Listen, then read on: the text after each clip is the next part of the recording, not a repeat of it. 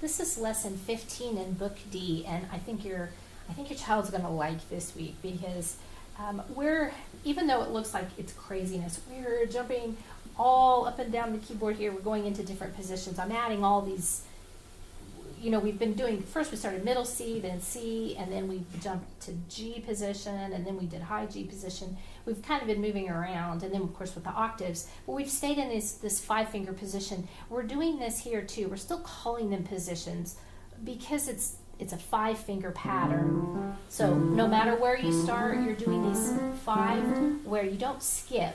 So you play every white key and you don't skip. In other words, you're not doing this. We're not skipping any white keys. Adult books, they do. We start right away skipping keys, and we have to just note read immediately.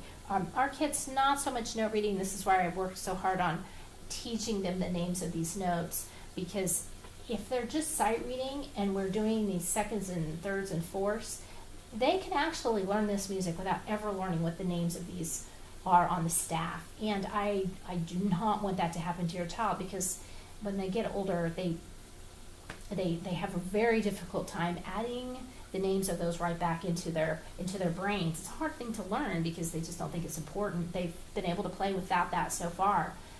But that's extremely important. So I've really been working on that. Even though they can sight read this and say, these are all seconds, I can play seconds, and then I can play thirds. As long as they can get the first note, they can read the intervals instead. So with the paperwork, let me just talk about the paperwork first. With the paperwork, if these positions aren't important to learn, but the names of the notes are. So we need to keep going through here and have them practice saying that, practice finding these.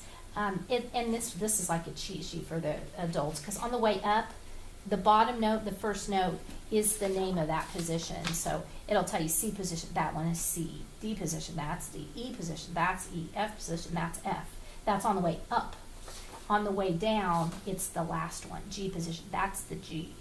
F position, there it is here. That's the F. So keep that in mind as you're doing this paperwork. And then you can always go back through here and do the same thing to cheat. If it's going up, the first one's a D. If it's going up, then that's in bass clef. So these two are D, so the first one's going to be a D also. If it's going up, and see, these are all going up. And then in this one, I like this one too, because it forces you to code. You're being forced to say, okay, what would those notes be played? Where does it start? They really just need to find that first note. Once they find the first note, they can match it up. And for a cheat sheet, this goes to here, and F goes to here. This is a D, so this one would go down here. This one goes to C, which would be here, and this one is G, so that one goes there. Probably have to play that again.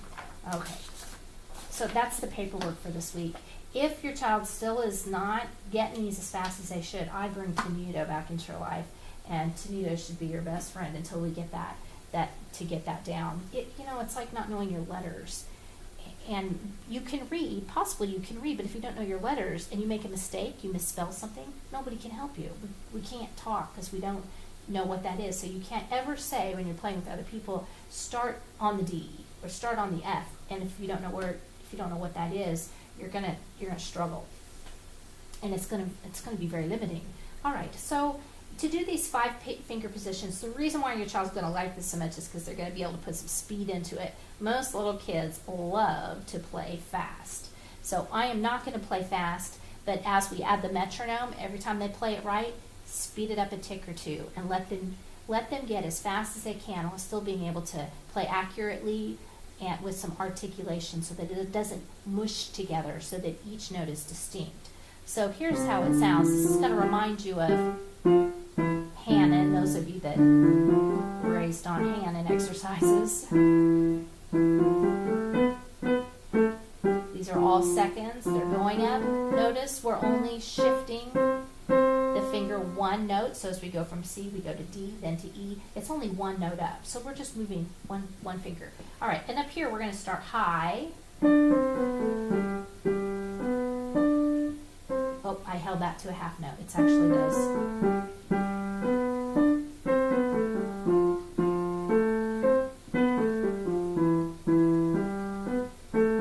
one's different. And then, so this, you just play the quarter here, and then move it down. And then of course we want to repeat it. With both of these, we play the repeats, so then it goes back through.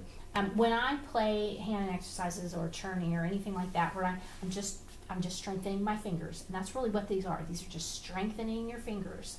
I make sure that I can play it twice before I make it go fast. That's just my own personal little rule that I'll probably impose on your children. All right, so warm up in 6 positions. This is in the technique book, page 10 and 11, and it goes with what we just did. And this could be played the very same way, where you play it slowly, get faster and faster and faster. So we're going to start with C. Move up a finger. Move up a finger. Now we're on F. G. This is the last line. Let's see, and then the last one here, it ends. I already bobbled it. Let's see, what am I starting? E. That's actually on A, so it starts on A. Okay, and then over here with this one, this reminds me of Hanon, not the churning, but the Hanon.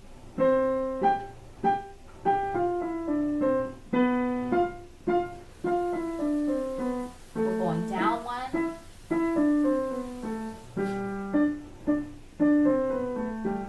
Same thing, I'm on the third line. Last line.